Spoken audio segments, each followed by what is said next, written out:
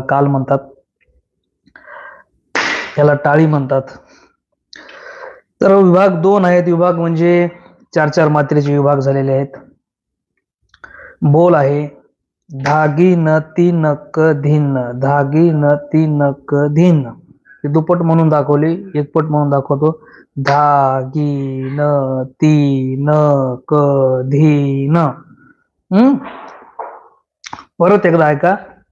धागीन तीन कधीन. म्हणजे हे 3 फिंगर जे आपल्या हाताचे आहेत यांनी काउंट करायचे. आधी टाळी 1 2 3 4 5 6 7 8 आले 8 मात्रा. अशा पद्धतीने हे ताल काउंट करतात. तर एक एक अक्षर आपण बघणार आहोत. धागीन तीन कधीन. कोणी नवीन असेल